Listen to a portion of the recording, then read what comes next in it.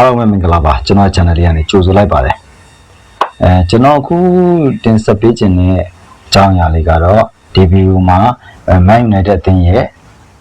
ဒီ2026-29ရာသီကြိုခြေစမ်းပွဲခရီးစဉ်တွေနဲ့ပတ်သက်တဲ့အကြောင်းအရာလေးတွေကိုတင်ဆက်ပေးတော့မှာဖြစ်ပါတယ်ဒီနေ့ရာသီကြိုမှာတော့ Man United အသင်းကဥရောပနိုင်ငံချုပ်ကိုလှည့်လည်ပြီးကစားမှာဖြစ်ပြီးတော့ဒီရှင်ပြိုင်မှုတွေသူတို့ဖိတ်ခေါ်ထားတာဒီဗန်ဘက်ကောင်းလေးတွေလည်းပါဝင်နေတာဖြစ်ပါတယ်ပထမပွဲကိုတော့ဇူလိုင်လ18ရက်နေ့မှာ Raham AFC ဆိုတဲ့အသင်းနဲ့ဖင်လန်နိုင်ငံရဲ့ Helsinki ဆိုတဲ့မြို့မှာရှင်ပြိုင်ကစားမှာဖြစ်ပါတယ်ဒုတိယပွဲကတော့ဇူလိုင်လ24ရက်နေ့နော်ဝေးနိုင်ငံရဲ့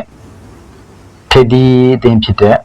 Rosenborg နဲ့ Trondheim မြို့မှာရှင်ပြိုင်ကစားမှာဖြစ်ပါတယ်တတိယပွဲစဉ်ကိုတော့အော်ဂိုလာ1ရက်နေ့မှာစပိန်လာလီဂါထိပ်သီးအသင်းဖြစ်တဲ့Atletico Madrid အသင်းနဲ့ဆွီဒင်နိုင်ငံစတော့ဟုမ်းမှာကျင်းပပြီးရမှာအဲ့မှာ Stade Dragon Cup ဖြစ်နေရှင်ပြိုင်ကစားမှာဖြစ်ပါတယ်စတုတ်တာပွဲကတော့အော်ဂိုလာ10ရက်နေ့မှာပြင်သစ်ရဲ့ချန်ပီယံဖြစ်တဲ့ PSG နဲ့ဆွီဒင်နိုင်ငံဂိုတန်ဘတ်ဆိုတဲ့မြို့မှာရှင်ဆိုင်ကစားတော့မှာဖြစ်ပါတယ်အဲ့ဒီနောက်မှာတော့အော်ဂိုလာ12ရက်နေ့မှာ Leeds United အသင်းနဲ့အင်္ဂလန်နိုင်ငံ Dublin မှာကစားတော့မှာဖြစ်ပါတယ်ရာသီကြိုရဲ့နောက်ဆုံးအပိတ်ပွဲစဉ်ကိုတော့အော်ဂိုလာ15ရက်နေ့မှာအီတလီအသင်းဖြစ်တဲ့ AC Milan အသင်းနဲ့ပိုလန်နိုင်ငံ Brosson ဆိုတဲ့မြို့မှာရှင်ပြိုင်ကစားတော့မှာဖြစ်ပါတယ်ဒီရာသီကြိုပွဲစဉ်မှာနီးပြအနေနဲ့ဒီမိုက်ကယ်ကားရဲ့အနေနဲ့ဒီအသင်းသားတွေပုံမှာလဲနောက်ခေါ်မဲ့ကစားသမားတွေနဲ့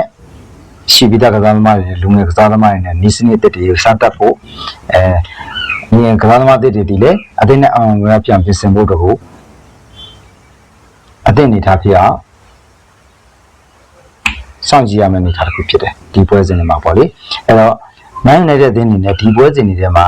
channel ပွဲတွေ